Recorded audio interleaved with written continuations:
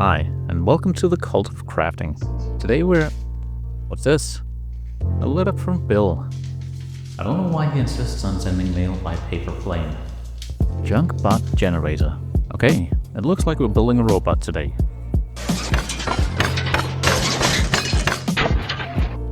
Big Bot Bash is a collaboration between a bunch of crafting YouTubers organized by Bill from Bill Making Stuff, where we build weird and wonderful robots.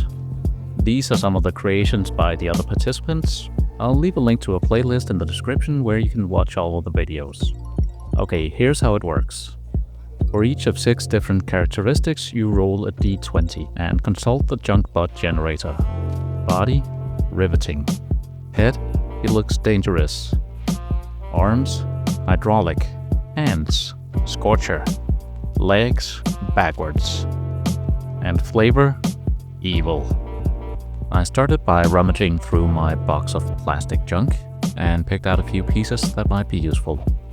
Pumps from soap dispensers and spray bottles usually have some interesting bits, so I started pulling some of those apart. I didn't really have a plan, but I knew I wanted to build a robot with a lot of rounded shapes. I found this yogurt drink bottle that I wanted to use as the body for the robot, but it was a little too tall, so I wanted to shorten it. I wrapped a piece of masking tape around the center of the bottle and used that as a guide to make sure I got an accurate cut. Then I stuck the 2 pieces together using masking tape. This created some seams that I knew I had to cover up later on. To bulk out the body, I found this varnish bottle and cut it in half. To make it fit the curve of the bottle, I needed to remove a bit of the bottom. And even though I've been crafting for more than a decade, I can apparently still be an idiot with a knife. One band-aid later, I used super glue to glue the 2 pieces together. Soda bottles have these nice curved shapes on the bottom that I wanted to use in the build. The plastic's easy to cut until you get to the center where it becomes really hard, but eventually it worked out. I wanted to cover the gaps and smooth out all the rough surfaces and edges, so I cut a piece of EVA foam that I planned to wrap around the robot. Unfortunately, it was way too thick and not at all flexible enough for what I wanted. So I decided to just move along and figure out a solution to that problem later on. I took the piece of plastic bottle and glued it on top of the robot using plenty of super glue and accelerator. But apparently these types of plastics don't play well with super glue and they kept falling apart. My solution was to use even more glue. I found a couple of bottle caps that I wanted to use as a hip joint, so I cut out a piece of the lower part of the robot. I used super glue to stick them together, and when that didn't work, I used masking tape instead. It turns out that masking tape bonds pretty well with super glue, so I added a few pieces of tape here and there to support my glue joints. I proceeded to cut off the end of this paint bottle so I could use it as a tank on the back of the robot. I asked the other participants in this challenge if they had a solution for the glue problem. As with so many of life's problems, it turns out it can be solved with sandpaper and fire. Apparently, running a flame across the surface of some plastics will promote adhesion, but I found the sanding method to work better. I glued these 2 pieces from soap dispensers into place next to the main tank. This bit from a bottle of window cleaner looks like it could be part of a leg, and in a stroke of luck it fits neatly over the bottle caps that I installed earlier. It's a bit too long, so I trim it down. This ancient sprue will serve as the lower legs, but it's a bit too flimsy, so I double the thickness by gluing 2 pieces together. To create the feet, I cut a couple of strips of foamed PVC. Then I arrange the pieces in a cross shape, and I add some more sprue on top to give it some thickness and detail. Then I cut the corners of each toe to give it more of a sci-fi look. I glued each lower leg to the upper parts of the legs. Then I drilled a couple of holes in each lower leg and I added some brass rods using super glue, because I thought that might be a cool way of attaching the legs to the feet. I instantly regretted that decision and pulled them out again. Instead, I decided to just cut the lower leg at an angle. And then I glued the legs and the feet together. The lower legs were looking a bit skinny compared to the rest of the model, so I decided to bulk them up a bit. I took a plastic straw and split it down the middle. I bought a bunch of them a couple of years ago, so I still have some in my stash. I used a ruler to flatten the straw so I could cut the sides straight. Then I took another bit of sprue to create some distance from the leg, and I glued the shin guards in place using super glue. Next I'm going to use these googly eyes to close the smaller tanks on the back of the robot. Honestly, I could have just stopped here, but unfortunately I had to make an evil robot, and this guy is just too cute to be evil. The opening of the bottle was too much of a giveaway, so I wanted to cover it up. I took some thin EVA foam and cut it to the width of the bottle opening. Then I used a rattle can as a guide to make some circular cuts, which gave me this rounded triangle, which I then glued in place. I used a rotary tool to smooth out some of the rougher edges. I decided to try DAS air drying clay to smooth out the surfaces and make the robot more rounded. I started by rolling it out and cutting it to the length I needed. The surface of the air drying clay starts to dry fairly quickly, so it's important to keep it moist. Then I simply used my fingers to smooth out the clay, to make transitions, cover gaps, and smooth out the surface of the robot. I didn't have a googly eye large enough for the biggest of the 3 tanks, so instead I used DAS clay to round it out. To give the robot a consistent texture, I wanted to try a technique I've seen Night Shift do to emulate the steel texture of old tanks.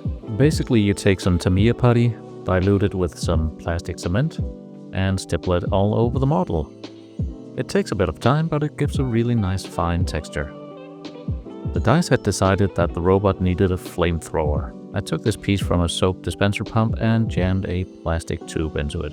This ink cartridge from a fountain pen had a slightly bigger diameter than the plastic tube, so I cut off a bit and attached it to the end of the barrel. I also drilled a bunch of holes in it off camera.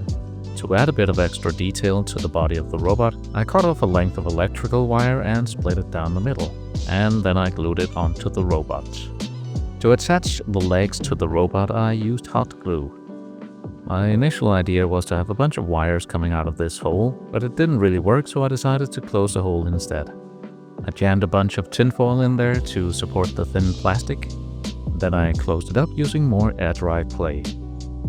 When it was dry, I used a little sandpaper to smooth it out. The dice had decided that the body should be riveting, which I took to mean add a bunch of rivets. So I sketched out where I wanted the rivets to be placed. Then I started gluing them in place using white glue. I used one paintbrush to add a drop of glue to the robot and another paintbrush dipped in glue to pick up the rivets. For the rivets, I'm using 2mm round flatback beads. I felt the flamethrower needed more detail, so I took this brass rod and bent the end. This is going to be an igniter for the flamethrower mounted below the barrel. To install it, it was just a question of drilling a hole and then putting the pieces together using superglue.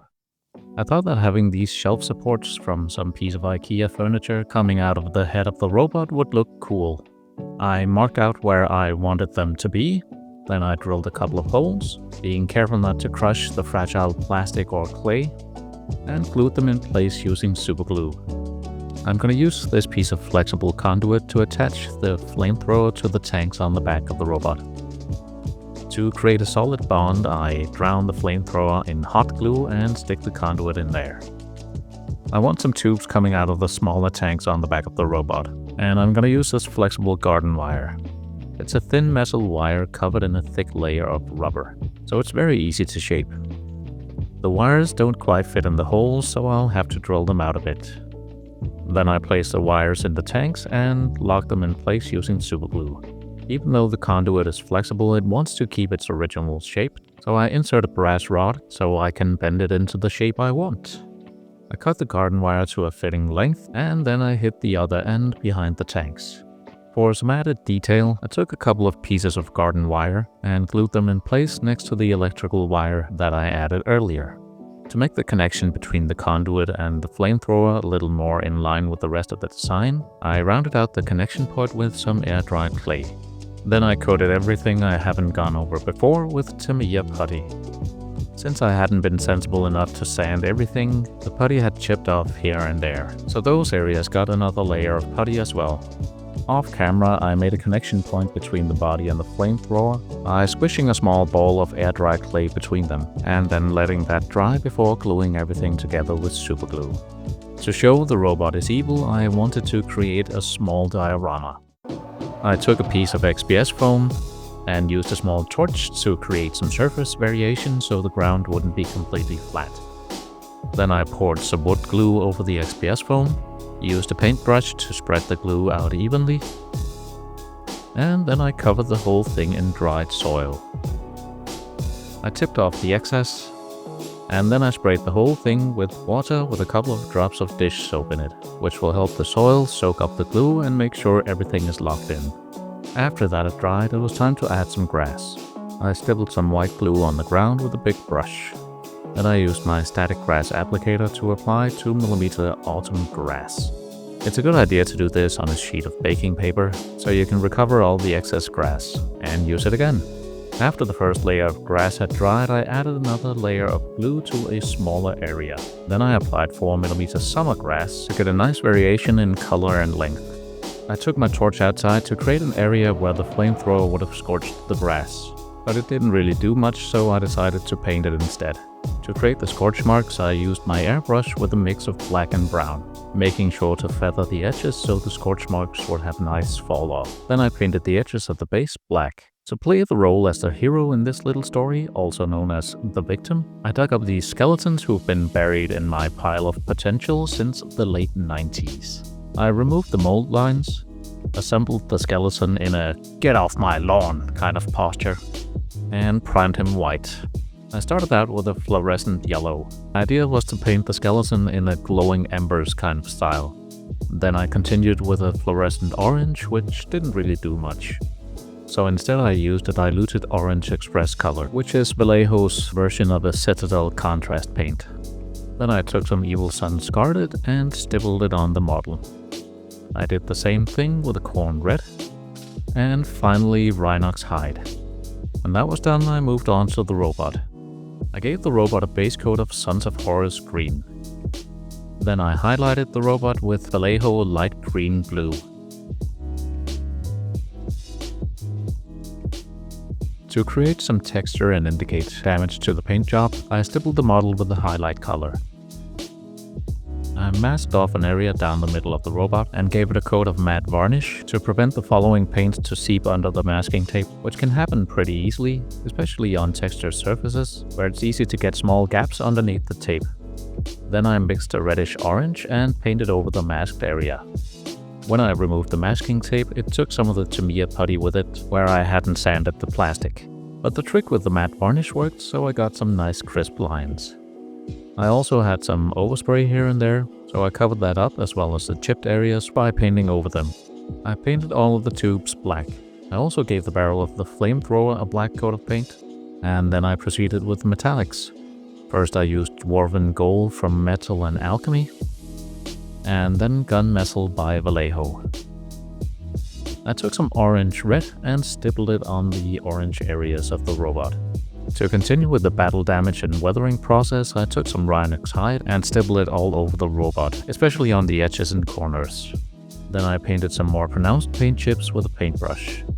To create the effect of the rust discoloring the paint, I took some Bloodstone by P3 and diluted it heavily in my airbrush. Then I went over all the rivets and the paint chips I've just made. To protect all the work I'd done so far, which was pretty fragile because again I didn't sand all the plastic, I went outside and gave it a good coat of semi-gloss varnish from a rattle can, because the next step was to use enamels and oil paints. I shaded all of the rivets individually with Rust Streaks by AK Interactive. This is super easy because of the glossy varnish and the low surface tension of the enamels. To make the golden parts look more like copper, I shaded them with the Reichland Flesh Shade. Ironically, I'm not going to use Rust Streaks by AK Interactive to create Rust Streaks. Instead, I'm going to use this burnt sienna oil paint. The cardboard will help soak up the excess oil. I use a small cheap paintbrush to place a dot of oil paint where I want there to be a rust streak. Then I use a clean dry brush to pull the paint downwards, thereby creating the streaks. Then I go back in with some odorless thinner and adjust the streaks to my liking. To make sure the models stay in place, I want to pin them to the base. I drill a couple of holes in their feet, then I take a paper clip and cut off some pieces to create the pins. And I glue them in the feet using super glue. I create some holes where I want the models to be placed. Add some white glue to the feet and the pins because super glue would melt the foam. And the challenge is finally done. Let's take a look at the final result.